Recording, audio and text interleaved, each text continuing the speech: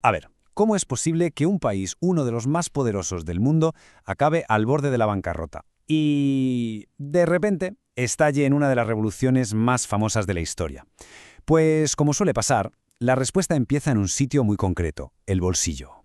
Mirad, el problema de Francia en el siglo XVIII se resume básicamente en este gráfico. Es muy simple. Imaginaros que esta es la cuenta corriente del rey.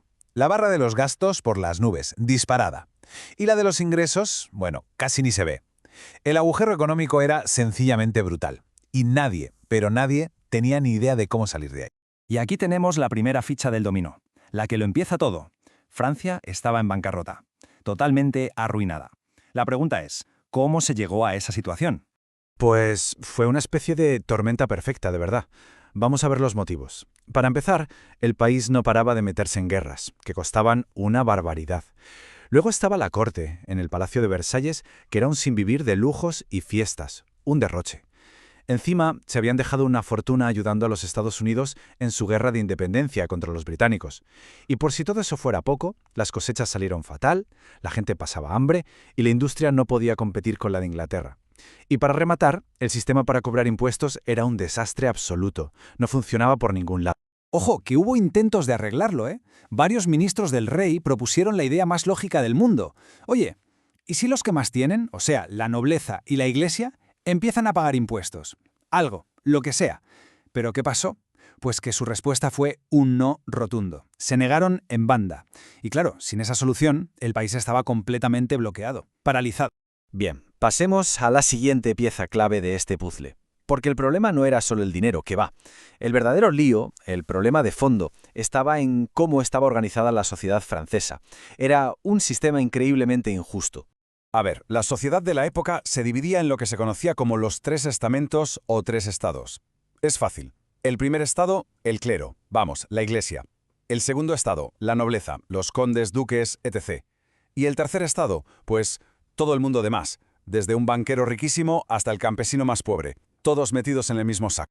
Y es que este gráfico es que habla por sí solo. Es brutal, fijaos. El tercer estado era el 95% de la población. El 90%.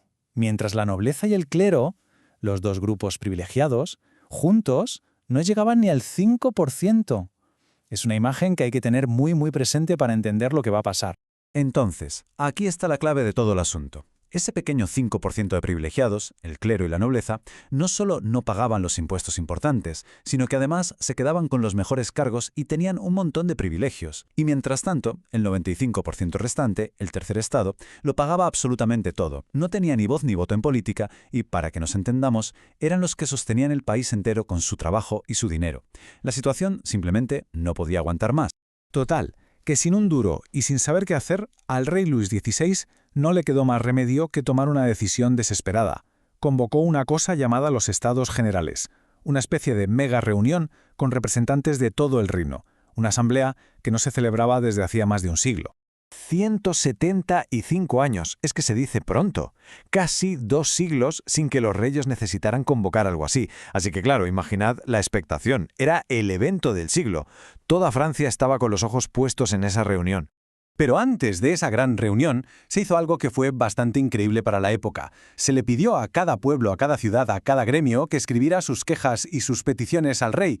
Esos documentos se llamaron los cuadernos de quejas. Fue en la práctica como una encuesta nacional gigantesca, para tomarle el pulso al país.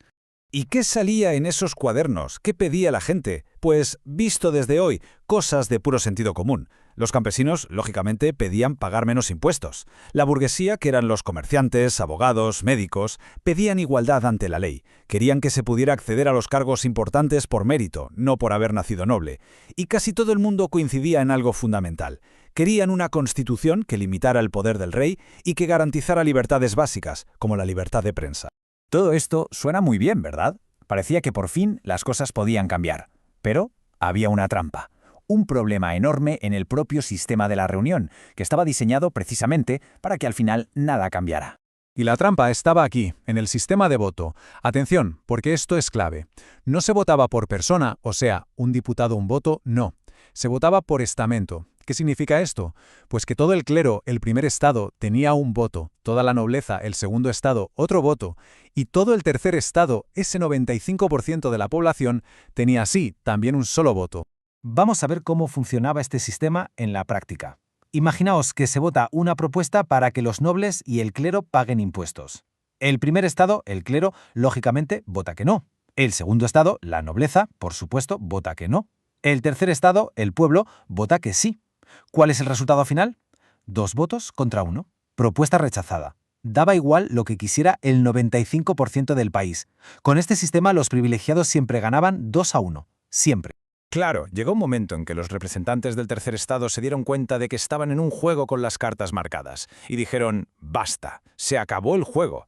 Decidieron que si las reglas eran injustas, había que romperlas. Y el día clave fue el 17 de junio de 1789. Ese día dieron un auténtico golpe en la mesa. Se autoproclamaron Asamblea Nacional. Básicamente lo que estaban diciendo era, los verdaderos representantes de la nación francesa somos nosotros, y solo nosotros. Esto era un desafío directo y total a la autoridad del rey, un acto puramente revolucionario. Su lógica era aplastante y muy sencilla. Oigan, si nosotros somos el 95% del país, nosotros somos la nación. Y por tanto, se acabó eso de pedir permiso. A partir de ese momento, la nación, o sea, ellos, iba a tomar las decisiones. ¿Y qué hizo el rey ante este desafío? Pues, furioso, tomó la decisión más simple que se le pasó por la cabeza. Mandó cerrar con llave la sala donde se reunían. Pensó que si no tenían dónde juntarse, se irían a sus casas y se acabaría el problema. Craso error. Lo único que consiguió fue enfadarlos todavía más. Al encontrarse con la puerta cerrada, los diputados no se rindieron. Se fueron a una sala cercana, una que se usaba para jugar a un deporte de la época, el juego de pelota, algo parecido a un frontón. Y allí, todos juntos hicieron el famosísimo juramento del juego de pelota. Juraron solemnemente no separarse jamás hasta haberle dado a Francia una constitución.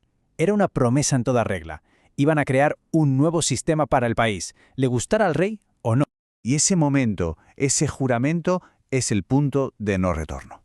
La cosa ya no iba de arreglar las finanzas o de bajar impuestos. No.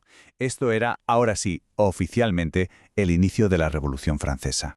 Las consecuencias de este acto fueron inmediatas y enormes. Primero, se acabó el poder absoluto del rey. Su palabra ya no era ley. Segundo, y esto es importantísimo, nace una idea que lo va a cambiar todo, la soberanía nacional. ¿Qué quiere decir esto? Que el poder no viene de Dios y se lo da un rey. No, el poder reside en la nación, en el pueblo. El pueblo es el que manda. Y claro, el rey no se iba a quedar de brazos cruzados. Empezó a concentrar tropas alrededor de París y la tensión empezó a subir como la espuma. Es que hay que pararse a pensar en lo increíblemente rápido que pasó todo. El 5 de mayo se inauguran los Estados Generales. Solo un mes y pico después, el 17 de junio, el tercer estado rompe la baraja. 3 días después, el 20 de junio, el juramento del juego de pelota. Y para el 9 de julio, la Asamblea ya se declara constituyente. O sea que su objetivo es redactar una constitución. En menos de 2 meses, el sistema político francés que llevaba siglos en pie se había venido abajo. El poder, en el papel, había cambiado de manos, eso estaba claro. Pero la realidad era otra. El ejército del rey estaba rodeando París, y la gente en la ciudad estaba nerviosa, enfadada y sobre todo hambrienta. La pregunta estaba en el aire. ¿Qué va a pasar ahora? ¿Cómo iba a acabar esto? Bueno, pues la respuesta estaba a punto de llegar. Y no iba a llegar en un palacio, sino en las calles.